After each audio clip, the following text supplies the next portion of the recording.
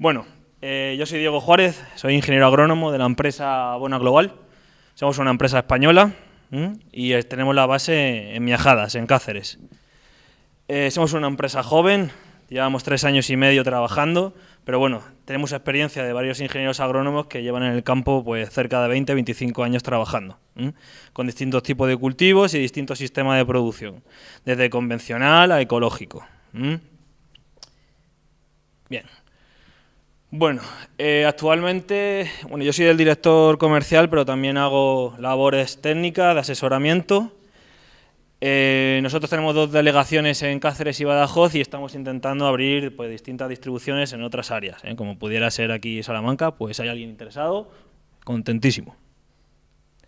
Bueno, vamos a ver, somos una empresa de fertilizantes, fabricantes, tanto sólidos como líquidos, pero no somos una empresa fabricante al uso.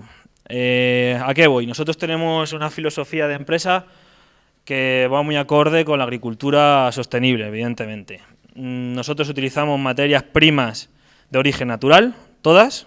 Hemos adquirido en febrero el certificado de Soicer en varios productos, que nos ha costado bastante dinero y sobre todo esfuerzo. Y bueno, diré, nosotros partimos de distintas materias primas, una 27, 28, son rocas, minerales primarios y fósiles marinos, y lo que hacemos es un proceso de solubilización natural. No atacamos con ácidos fuertes, como hacen otras empresas, sino que la solubilización se obtiene gracias a la adición de ácidos húmicos y fúlbicos y la inoculación de microbiología, que voy a hacer bastante hincapié en ello. Bueno, los personajes que vemos a la derecha son distintos padres de la agricultura, de la biología, de la microbiología. Bueno, destacar, por ejemplo, al microbiólogo a William Alberts, que son, digamos, personajes, figuras con una mentalidad mucho más abierta y que voy a introducir. Yo todo lo que voy a explicar no me lo he inventado, está en la bibliografía. Es verdad que hay muchos intereses políticos y de empresas grandes que intentan evitar o divulgar formas de nutrición distinta a la convencional y a veces es complicado encontrar información abierta, ¿vale?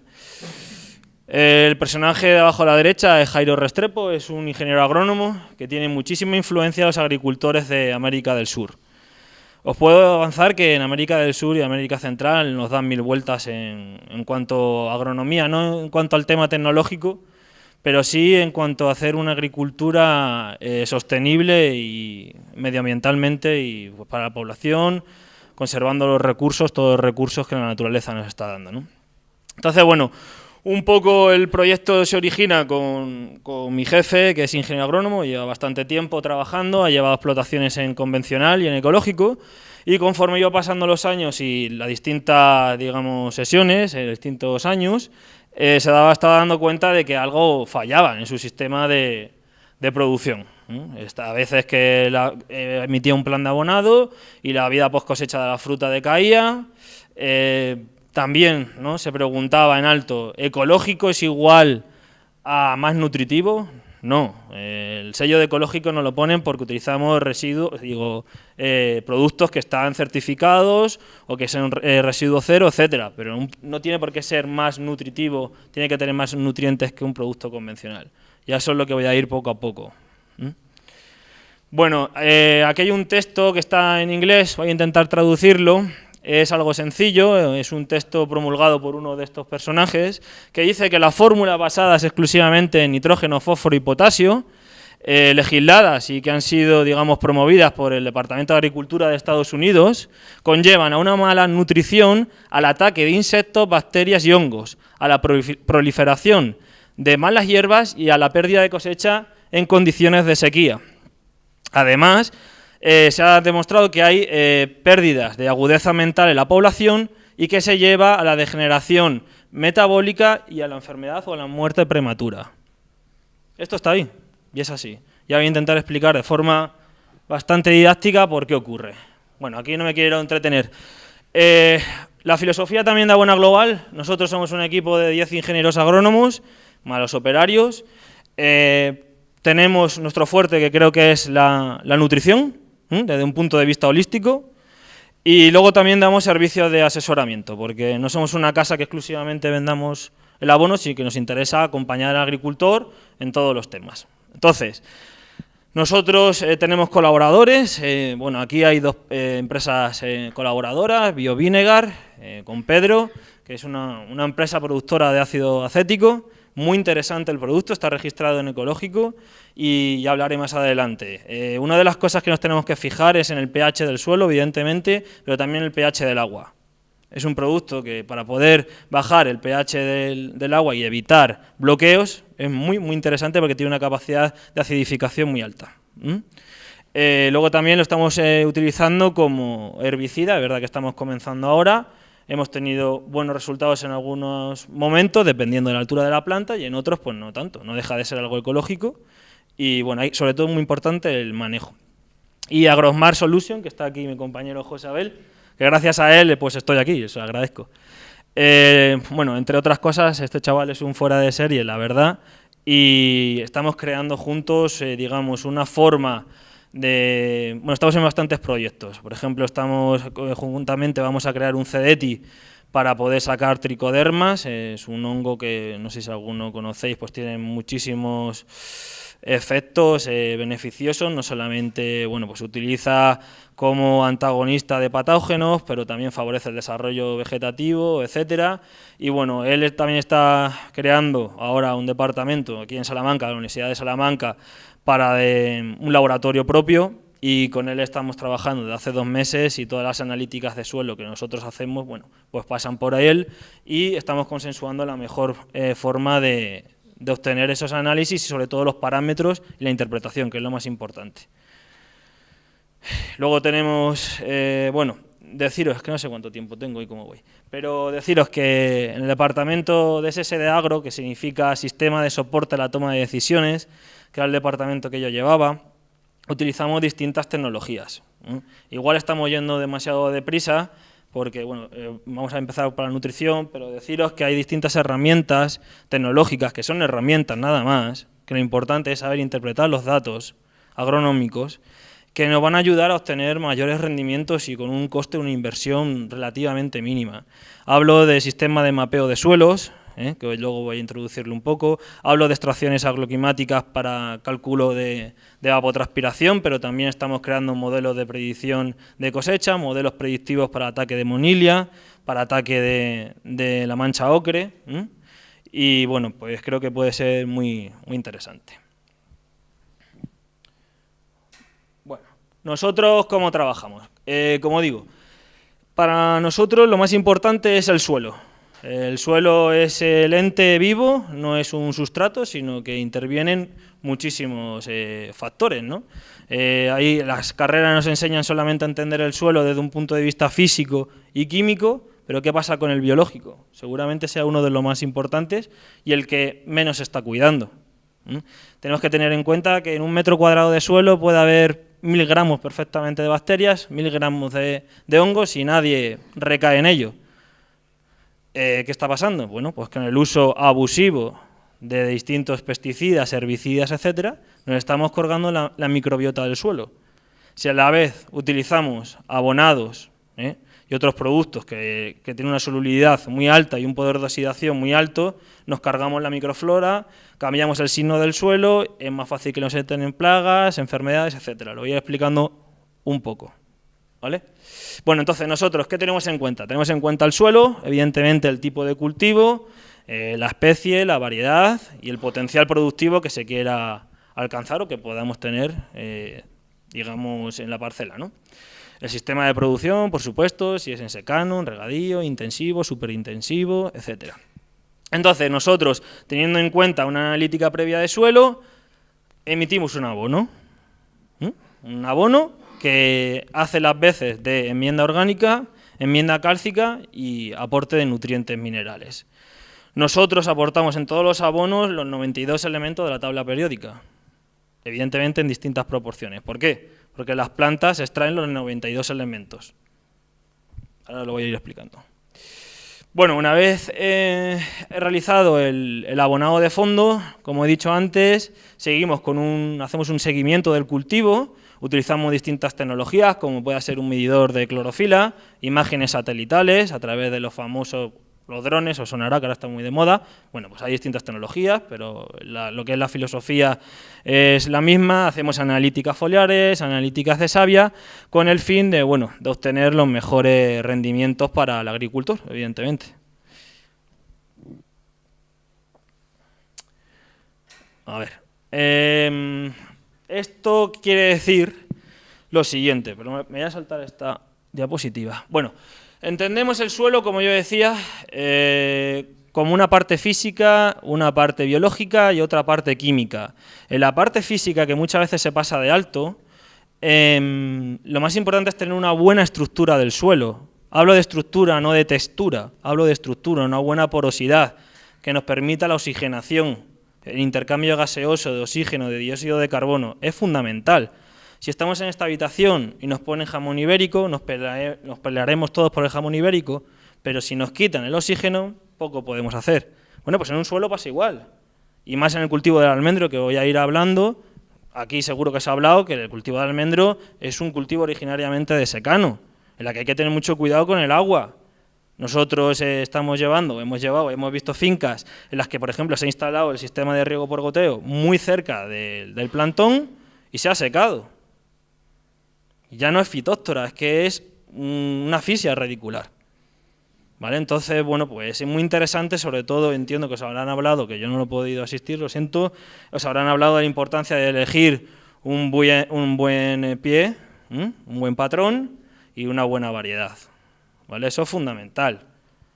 Hay que ver si merece la pena, que seguramente merecerá la pena, hacer estudios hidrográficos de cómo se comporta el suelo, los estudios de infiltración, y en algunas parcelas habrá que hacer obras de drenaje, porque es que el almendro no aguanta grandes cantidades de agua. ¿Vale? Bueno, que me pierdo. El suelo, ¿cómo se compone? Un 50%, ¿vale?, de ese 50%, 45% va a ser una parte mineral y el 5% va a ser materia orgánica. Materia orgánica en diferentes estados de descomposición, ¿vale? Y luego el otro 50%, bueno, pues dependiendo de la temperatura, evidentemente, el contenido de agua, etcétera, va a estar ocupado por agua y aire. Esto, igual que estoy contando, parece repetitivo, pero a mí, por ejemplo, la carrera no me lo enseñaron, lo digo así. A mí me enseñaron a hacer un plan, una enmienda cálcica, una enmienda orgánica, pero lo más básico a veces ni me lo explican. Entonces, bueno, pues a lo mejor son conceptos que estábamos dando en el instituto incluso, o en bachillerato. Bueno, estas son capturas, lo voy a decir, de internet, de Jairo Restrepo. No sé si lo veis bien, esto representa un suelo, evidentemente, las diferentes capas en un suelo original, de verdad, la vida real, están mezclados, ¿no?, todos los agregados. Pero lo que veis ahí es una biodiversidad de plantas. ¿Qué ocurre? Que las plantas, por ejemplo, en un bosque, que están con raíces pivotantes más profundas, están extrayendo elementos de la zona más profunda. Esos elementos pasan a la parte foliar y cuando se secan esas hojas, caen al suelo. Y esos elementos que caen al suelo se van degradando, se van mineralizando y son tomados por las plantas con raíces más superficiales, de tal manera que hay un equilibrio. Cuando pasamos al monocultivo, no es así. Es que la teoría y la práctica también. Bueno, entonces, aquí que vemos diversidad en el suelo, quiere decir que hay diversidad de especies. Y hay distintos minerales y propiedades físicas y químicas a distintas profundidades. ¿Qué ocurre? Aquí sería una representación, digamos, de los distintos elementos, tamaños de rocas y de origen químico que hay en el suelo. Es un conjunto de elementos, los 92 elementos de la tabla periódica están en la mayoría de los suelos. ¿Qué ocurre? La planta, como hemos dicho, extrae todos los elementos, pero si solamente nos dedicamos a meter nitrógeno, fósforo y potasio, ya estamos cambiando el conjunto de elementos original. Y se crea un nuevo subconjunto de elementos con unas características físicas y químicas completamente distintas. ¿Qué ocurre además con la mayoría de estos abonos solubles? que son tan solubles que aparte de oxidar la materia orgánica e ir cargándonos el suelo, desplazan a los microelementos y si lisivian, como esa flecha que pone ahí, pues se pierden elementos a lo mejor como el selenio, como el cobalto, que sí, que hay autores que dicen que no está probado que tengan funciones directas en la planta, pero a lo mejor sí en la microbiología del suelo, porque los microorganismos en la rizosfera se comunican con la raíz. Y hay microorganismos que necesitan selenio y cobalto para poder vivir. Bueno, entonces al final, en la fase 3, cuando solamente metemos nitrógeno, fósforo y potasio y hemos lavado la mayoría de los demás elementos, se produce un desequilibrio nutricional. Entonces los agrónomos decimos que las plantas, bueno, pues están muriendo porque hay un desequilibrio nutricional. Ya, pero es que igual lo hemos provocado nosotros. Entonces vengo y te vendo un paquete de microelementos. Igual, son preguntas que lanzo al aire. Hombre, evidentemente yo defiendo la filosofía de mi empresa y la represento y creo en el proyecto, si no, no estaría aquí, por una cuestión meramente económica. Pero es que esto es lo que ocurre en realidad en un suelo. Y si no, os podéis preguntar por qué una higuera está creciendo en lo alto de un campanario o por qué un bosque se está desarrollando cuando no hay nadie que vaya a fertilizar. Lo que ocurre a lo mejor es que no nos han querido contar parte de esta verdad. Aquí lo tenéis, una higuera a la mitad de un campanario. Esto que veis aquí es avena que está creciendo en uno de los minerales que nosotros utilizamos. Y lo voy a decir, nosotros utilizamos granito. Bueno, pues hemos hecho mediciones con el SPAD y analíticas foliares comparando la cantidad de nitrógeno que tenía esa avena en el montón de granito con la que hay detrás de la valla y los niveles de nitrógeno eran iguales. Bueno, podéis ver la potencia que tiene. Y ahora surge otra duda. Entonces, ¿cómo ha llegado ahí el nitrógeno? Bueno, pues ocurre que en el suelo hay macroorganismos y microorganismos, hay algas y hay bacterias fijadoras de nitrógeno. Bueno, eso lo sabemos, ¿no? Las leguminosas. Las leguminosas lo que hace es fijar nitrógeno atmosférico y ponerlo a forma asimilable para la planta. Pero no las leguminosas, sino los rizomas que están en la rizosfera. Pero hay otras teorías que están comprobadas de otros investigadores, podemos decir, como Kerbrand, que creen en la transmutación biológica.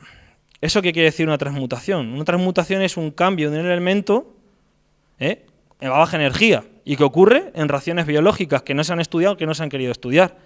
Podéis meteros en internet y lo vais a ver. Kerbrand, la que se ve perfectamente cómo al analizar el contenido de calcio de un pollito recién nacido es mucho mayor al contenido de calcio que había en el huevo. ¿Alguien me lo explique? ¿Quién ha echado calcio ahí? Bueno, pues que se sabe que ocurre la transmutación, que es el cambio de un elemento a otro. Carbono más oxígeno, se suman los pesos moleculares y tiene el mismo peso molecular que el silicio. Ahora no sé si alguno está más puesto o le gusta, porque yo hablo mucho, pero tampoco soy un experto, ni mucho menos. Y además soy muy joven y me queda muchísimo por aprender. Pero ahora se está poniendo muy de moda el tema del silicio. Pero el silicio aplicado foliarmente. Y eso no tiene sentido. Cuando la mayoría, el elemento más abundante de la corteza terrestre es el silicio, que forma parte de los minerales primarios. Entonces, bueno, a lo mejor tiene sentido empezar a remineralizar los suelos. Igual me tiráis piedras a alguno, pero bueno, yo espero que os guste. Entonces, yo promuevo un cambio de pensamiento.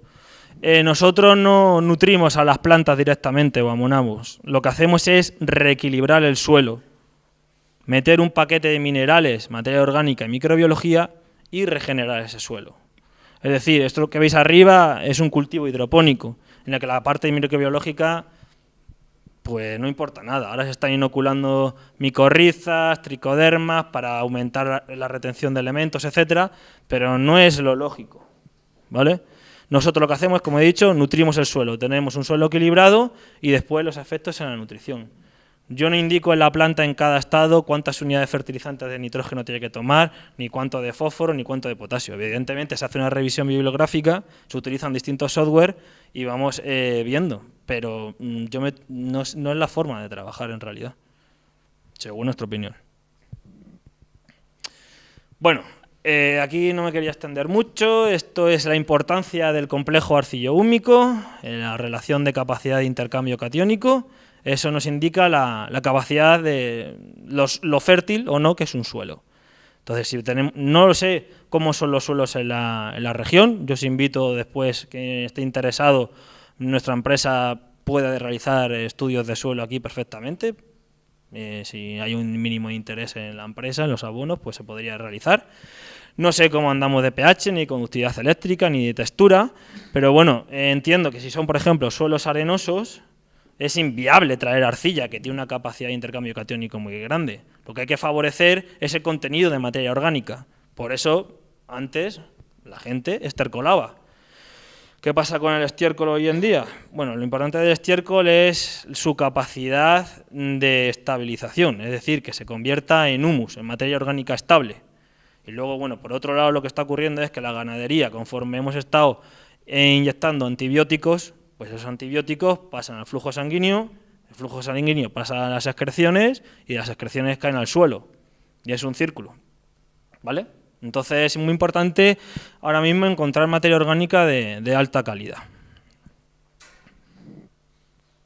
Bueno, y mirad, esto es una composición mineral media de una planta. Yo he visto ahí la foto de un maíz, pero bueno, es para que os deis cuenta de realmente cuáles son los elementos mayoritarios, ¿no? Por eso se habla de macro y micronutrientes, por la cantidad que están presentes en la planta, no porque sean macro más importantes y micro menos importantes, eso es un error. Carbono y oxígeno, que realmente se coge evidentemente del dióxido de carbono, pues forman el 90%. Hidrógeno, pues de la parte del agua, el 6% de la planta. Y después, cuando vamos en la tabla de aquí, voy a subir, vemos que he dicho que los principales elementos son carbono y oxígeno, el tercero el hidrógeno, y el cuarto sería el nitrógeno, el quinto el potasio. Pero el sexto, que podríamos pensar que fuera el fósforo, no está ahí.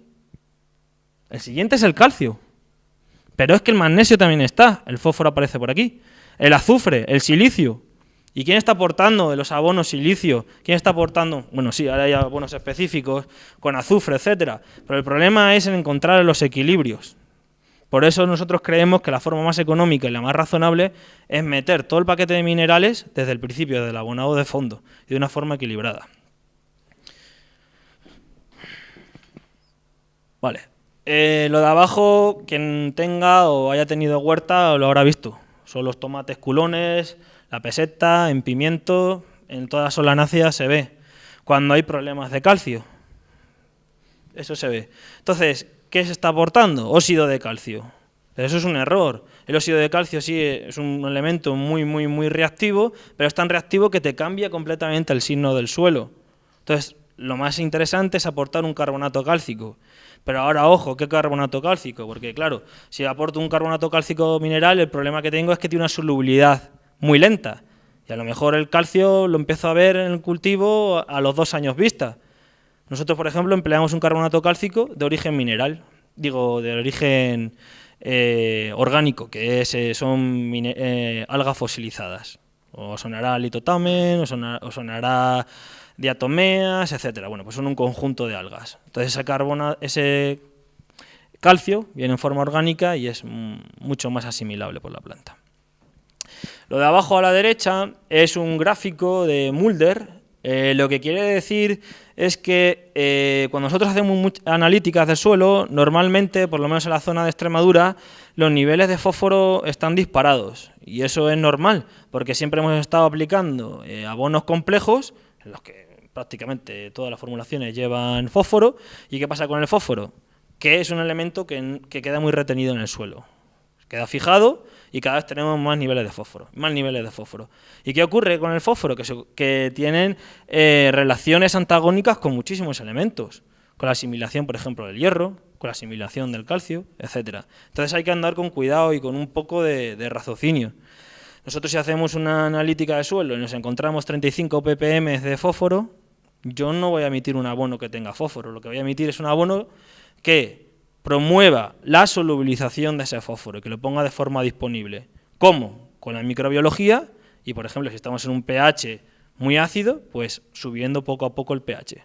Si estamos en un pH muy básico, bajándolo, ¿vale? Aquí hablaba de la importancia que nos está ocurriendo en suelos con pHs ácidos.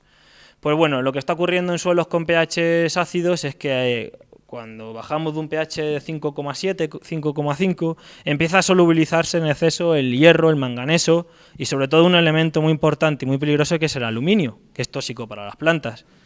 Ahí veis un cultivo, una gramínea, en la izquierda en la que no hay aluminio soluble, es decir, que pueda ser asimilable por la planta, y lo que es la planta, tanto el entorno radicular como vegetativo, está muy bien desarrollado. Y en la derecha, digamos que afecta a la raíz, un pelo radicular, por ejemplo, y pues el desarrollo se ve mermado. ¿Qué ocurre también? Esto es un gráfico muy sencillo, pero interesante, que me gustaría pararme. Yo creo que se habrá hablado la ponencia. Nosotros tenemos que intentar buscar suelos con un pH ligeramente ácido, ¿vale? De 6,5 a 7. Conforme vamos a pH más ácidos, se produce una deficiencia de muchos elementos, como el magnesio, el calcio, el potasio, se empieza a fijar el fósforo, empiezan a formarse fosfatos de hierro, fosfato de manganeso, etcétera, y los microelementos los vamos a tener menos disponibles. Pero es que paralelamente a eso, también estamos cambiando el signo del suelo y va a ser más propenso a la proliferación de patógenos, de hongos. Y eso tampoco nos lo han explicado. Y bueno, y lo mismo ocurriría con otros efectos cuando estamos en pHs básicos, en la que se produce fijación de microelementos y por eso tenemos que aportar microelementos de forma quelatada.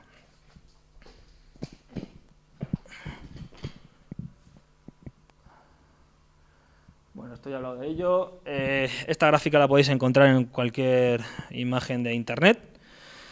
En función del rango de acidez, de alcalinidad, es decir, del pH, pues unos elementos están más o menos disponibles y como veis la mayoría de los elementos tienen su mayor solubilidad en pHs en los que os he dicho yo, en torno a 6, 7, 7,5 como mucho. Bueno, nosotros cómo entendemos la nutrición, ya lo he explicado.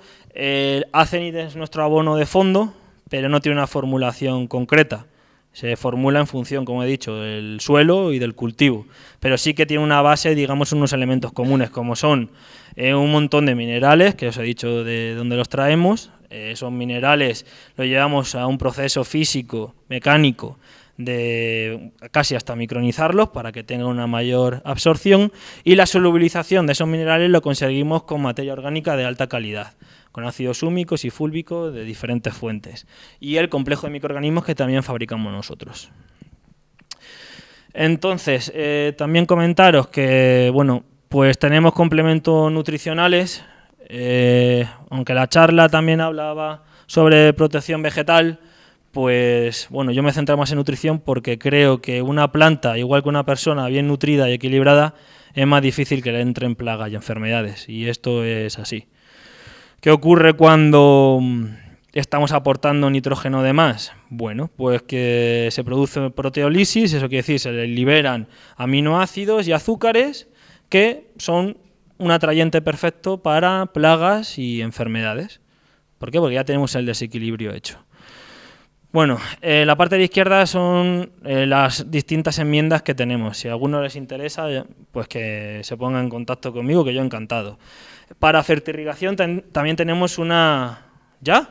¿Tan rápido? Pues entonces paso. Bueno, para fertirrigación nosotros no hablamos exclusivamente de NPK, lo que hacemos es meter una fuente de nitrógeno y de potasio orgánica, pero lo que metemos es muchísima materia orgánica en forma soluble. ¿Por qué? Porque lo que queremos potenciar es la actividad microbiológica del suelo para que solubilice todos los minerales que tengamos y suban a la planta. Si alguno quiere un programa, me he puesto en contacto con Agrotecnología, que es nuestro proveedor de productos, digamos, fitosanitarios de residuo cero, y tenemos una tabla para control de las distintas plagas y enfermedades para anarsia, mancha ocre, molilia, el cabezudo, etcétera. Y quien lo quiera, pues se lo puedo facilitar. Esto ya hemos hablado de ello, esto también.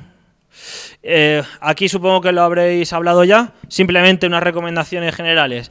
A la hora del cultivo, de instalar el cultivo del almendro, seleccionar bien el terreno, que sea permeable, que tenga cierta pendiente, siempre realizar un análisis físico-químico y si puede ser biológico del suelo. No me da tiempo, pero nosotros realizamos cromatografías en papel horizontal. ¿Eso qué es? Es una técnica de análisis cualitativo, no cuantitativo, que indica las relaciones entre materia orgánica, microbiología y minerales. Es decir, nos dice si el suelo está equilibrado o no. Límite de salinidad. Bueno, depende también de las variedades, pero normalmente 1,5 decisiemens metro. ¿Qué quiere decir? Que si estamos por encima de esa salinidad, no muere el árbol, pero sí que se ve mermada la producción. Correcta selección del patrón y variedad, tener en cuenta las horas frío, muy importante las variedades, elegir, yo entiendo, variedades autocompatibles, tener en cuenta la climatología de la zona y elegir variedades con floración tardía o extratardía.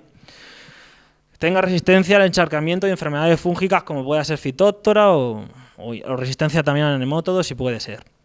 Luego, equilibrar el suelo siempre desde el punto de vista de pH, conductividad eléctrica, mineral, materia orgánica y microbiología. Antes me ha parecido escuchar, bueno, estoy llevando ahora una explotación de bairo, de 20 hectáreas en la zona en la que yo trabajo, en Cáceres, y siempre recomendamos la instalación de colmenas, porque bueno, van a favorecer el tener mayor número de flores cuajadas. También tenemos nosotros un componente que se llama Politec que favorece... Es un atrayente para las abejas y aumentamos el número de frutos cuajados. Bueno, y después, para aquellos que vayan a instalar riego, creo que es fundamental contar... Joder, es que necesito media hora más. Es fundamental contar con herramientas que nos digan las dotaciones de riego, bien sean con imágenes satelitales o con la instalación de sondas, que vuelvo a decir, no son caras y se saben utilizar y hay alguien detrás que nos interpreta la información. Simplemente os quería decir, pues esto es un ejemplo que a lo mejor tenía que haber empezado por aquí, de un almendro que estamos llevando en ecológico. Lo más importante es que el pH está en 4,8, os he dicho que es un pH, un entorno muy malo, hablando en términos porque se produce la proliferación de patógenos y la mayoría de los elementos no están disponibles. Y aquí os he puesto un cuadro, bueno, este solo tiene más cosas, pero no me da tiempo. Aquí os he puesto un cuadro de las labores que se han realizado, labores en cuanto a planes de abonado, que os lo puedo pasar. La plantación es una plantación de soleta, de fecha de plantación de octubre de 2015, por tanto estamos en el tercer verde. Y básicamente lo que se hizo fue hacer un análisis de suelos en el 2015, a realizar una enmienda orgánico y mineral a lo largo del lomo de la plantación, y luego introducir exclusivamente en el primer año microbiología, que es el Natura G. Bueno, luego se han ido haciendo más cosas, pero es que no me da tiempo. Simplemente deciros que se han realizado análisis foliares para comprobar, porque yo entiendo que esto choca, pero está comprobado que la nutrición, como nosotros la entendemos, funciona. Y si veis los elementos, los niveles de rango de elementos están todos en lo que normalmente lo que se necesita, ¿no? Fósforo 0,10, pues está el adecuado es entre 0,10 y 0,30. Magnesio 419, pues en este caso estamos incluso por encima. Calcio es el único elemento que aun aportando un montón de calcio estamos un poco por debajo, pero si queréis ver el nitrógeno, tenemos un 2% de nitrógeno y nos recomiendan estar entre 2 y 2,5 y apenas tiene nitrógeno el abono. Y bueno, ya os dejo porque si no me van a echar.